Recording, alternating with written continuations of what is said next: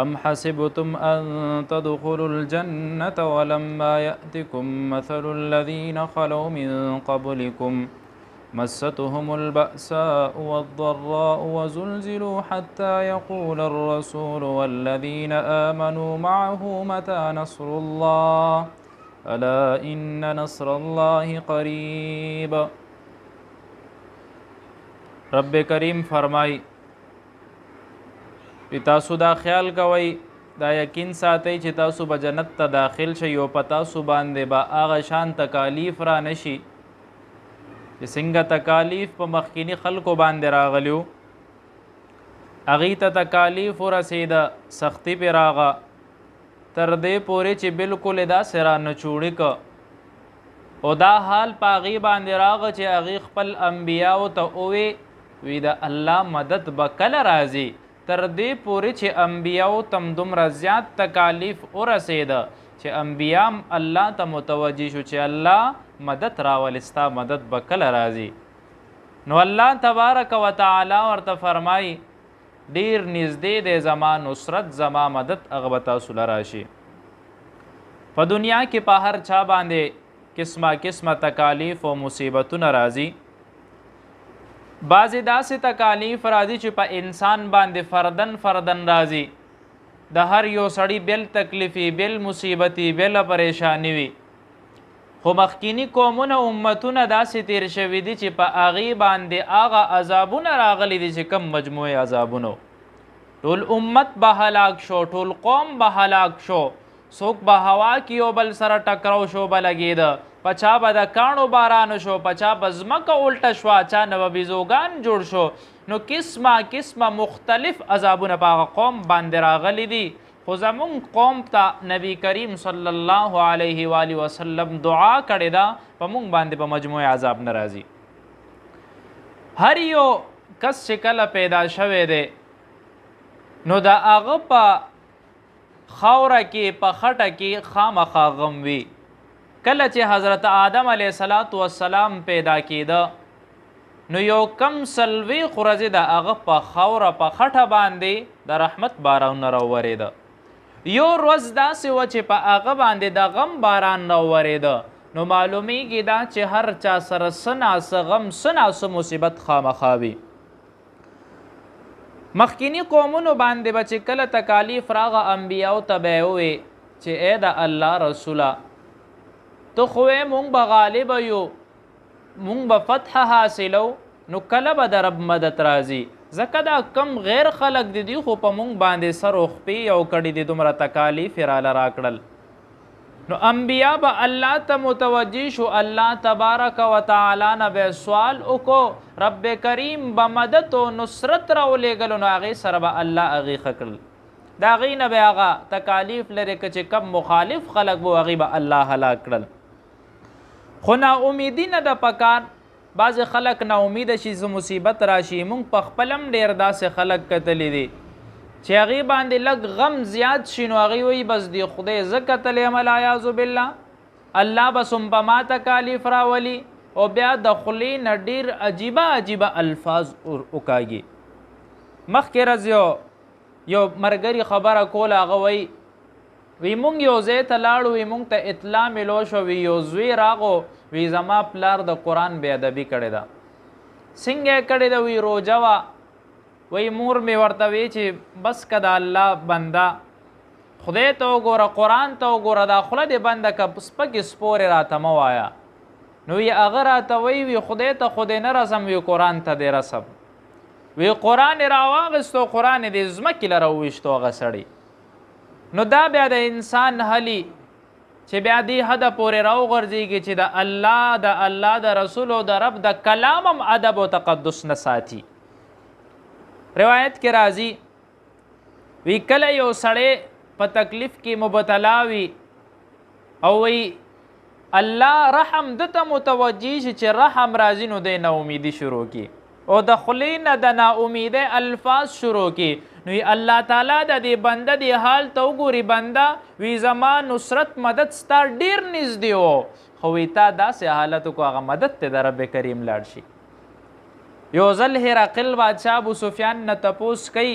وی ای ابو سفیان وی کله چې ستا هغه دور و د جاهلیت دور دی و وی ستا دی کم چې د پیغمبرتوب دعوه کوي جناب محمد رسول الله صلی الله علیه و آله وسلم وی د سرم سمارکې څه جنګونه راغلي دي وی ډېر زیات مارکې ډېر جنګونه راغلي دي نو وی څوک غالب وی کله به هغه په مونږ غالب شو کله به مونږ په د باندې غالب شو نو هرقل بادشاه ډېر هوښیار او ورته وایي د حق پیغمبر پیشنګویم دکه شانتې ده چې کله به تاسو په هغه باندې غالب یې کله به هغه په تاسو باندې غالب یې خو آخره کې به غلبه الله هم دغه پیغمبر له ورکوي چې څنګه نبی کریم صلی الله علیه و آله وسلم له آخره کې غلبه ورکا او فوجونه اسلام ته را روان دي اسلام ته یو سربلندي ملاویږي نو تکالیف راځي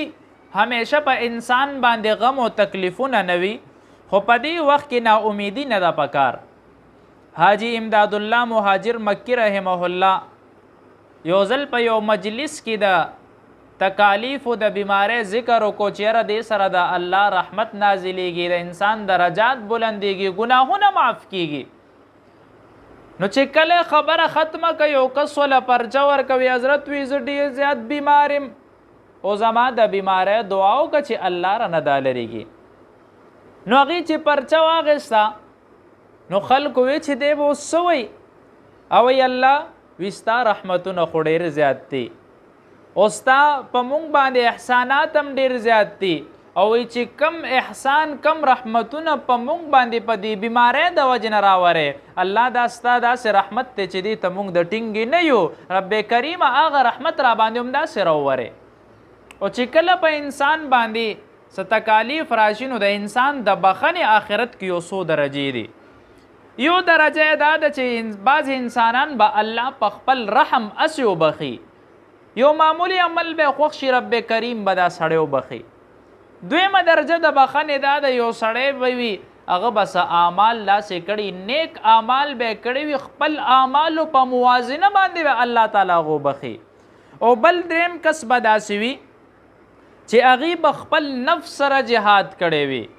عقیدي لحاظ سره به هغې په خپله خبره کلک ولاړي چې یاره الله یو دی جناب محمد رسول الله صلی الله علیه و آله وسلم خاتم النبیین دی زمونږ پیغمبر دی نو په خپله عقیده چې کله کلک ودرېږي رب د دې وجې نه مبخي نو مختلف درجات د انسان دپاره په آخرت کې به وي او الله به دله جنتونه ورکوي په دنیا کې تکالیف راځي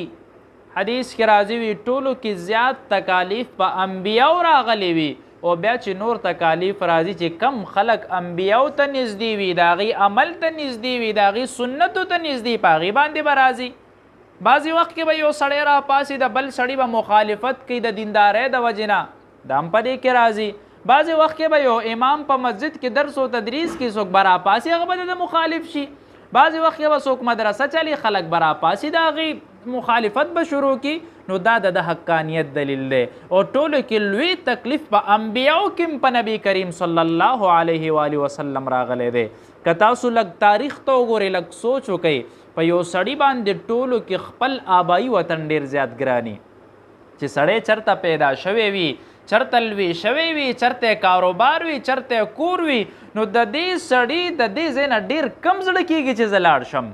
خو چې کله ستا پوره قوم خپل خاندان خپل ترونه ستا مخالف شي تا د کلي نه وکاږي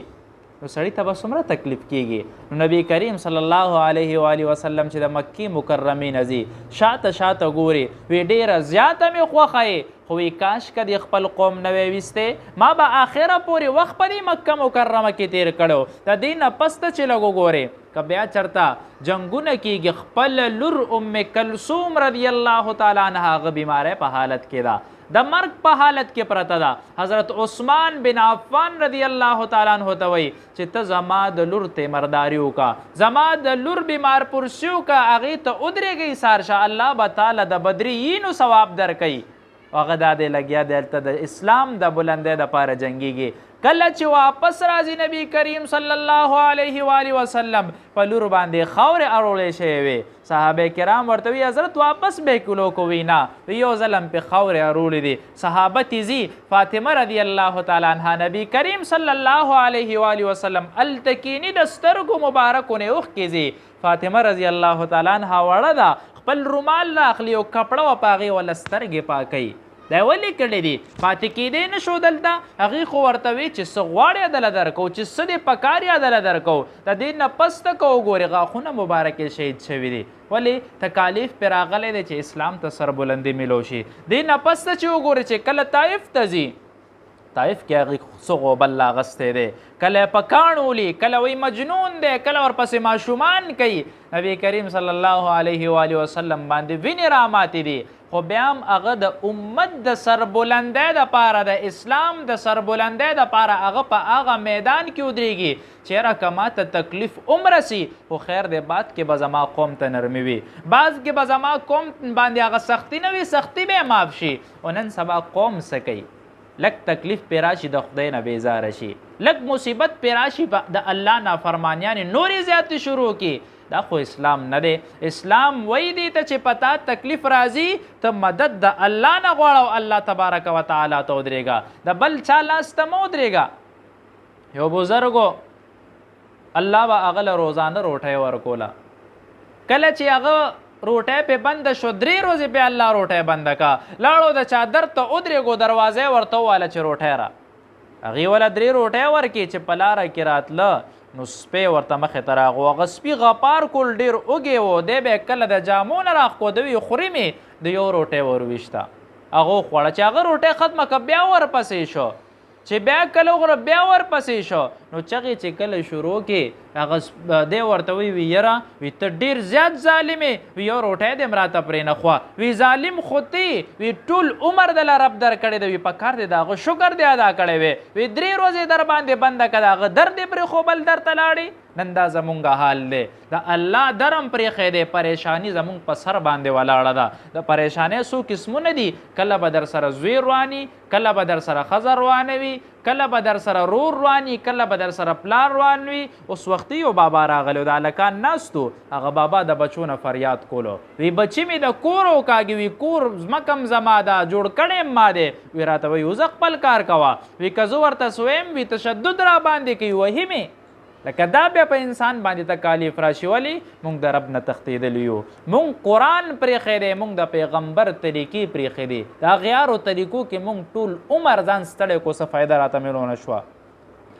د انبیاو نه پس د تکالیف په هغه خلکو راځي چې کم انبیاو ته ډېر زیات نږدې وي په صحابو باندې ډېر زیات تکالیف راځي ابوبکر صدیق رضی الله تعالی عنه دا نبی کریم صلی الله علیه و وسلم ته ډېر زیات نږدې و لورې په نبی کریم صلی الله علیه و وسلم باندې واده وه حضور پاک سره هر ځای کې ملګری شوی دی پیلنی خلیفه دی یو ځل حضرت علی رضی الله تعالی عنه یو خطبه کې ودرېږي او بیان کوي هغه وی ماله چې په جنګ کې کم یو سړی راغلی دی زه ترې رستو شوی نه یم زه د هر چا مقابله کولی شم د رب په حکم باندې زه هر چا سره جنګ کولی شم خو وی ما د حضرت ابوبکر صدیق رضی الله تعالی عنه غوندې بهادر سړی نه دی کتلی وی کله چې مکې مکرمه کې د اسلام غلبه نه و مشرکین غالب و وی په دې وخت کې چې نبی کریم صلی الله علیه و وسلم به ایمان خلکو ته خولو پټ پټ ایمان به ورته خولو په دې وخت کې ابوبکر صدیق رضی الله تعالی عنه لا بړو علی الاعلان بالته ودرېږو و به وی اشهد ان لا اله الا الله و اشهد ان محمد رسول الله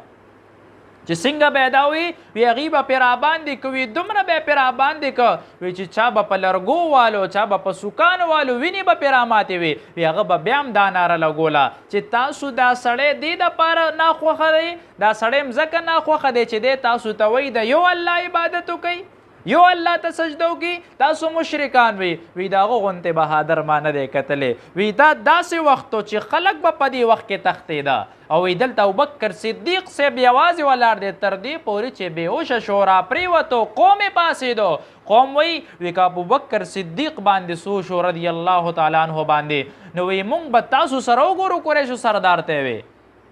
نو هغه د دې مخالف چې کله هوش کې راځي نو خپل ځان ته هیر دی وی د دوانو جهانو سردار څنګه دی وی هغه له مې بوزه چې ګورم